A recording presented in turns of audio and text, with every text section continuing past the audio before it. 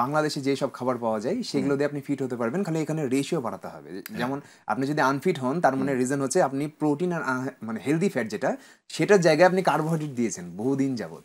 মানে আমাদের প্রোটিনের একটা রেশিও আছে, কার্বোহাইড্রেটের রেশিও আছে, হেলদি ফ্যাটের রেশিও আছে, তিনটাই আপনার শরীরে যেতে হবে। তো আমরা কি করি যে প্রোটিন কম খাই, হেলদি ফ্যাট কম খাই, আর হচ্ছে কার্বোহাইড্রেটের পরিমাণ বাড়িয়ে দিই। তো যেটা করবেন কার্বোহাইড্রেটকে জাস্ট হাফ করে দেন, মানে যা কিছু থেকে কার্ব আসছে হাফ করে দেন, প্রোটিনকে ডাবল করেন আর হেলদি ফ্যাটকে ডাবল করেন।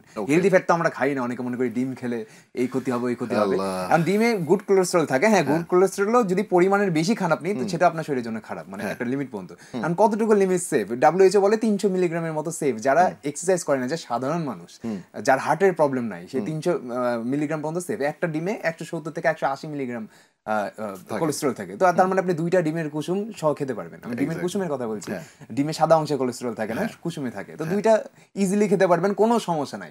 এখন কাদেরকে মানা করা হয়েছে যে আপনি একটার বেশি খাবেন না? যাদের অলরেডি হার্টের প্রবলেম হয়ে গেছে। বুঝতে হবে যে ডিম খেলেই হার্টের প্রবলেম হবে তা না। যাদের হার্টের প্রবলেম হয়ে গেছে তারা ডিমটাকে অ্যাভয়েড করবে বা একটার বেশি খাবে না, একটা সর্বোচ্চ 2টা খেতে পারে।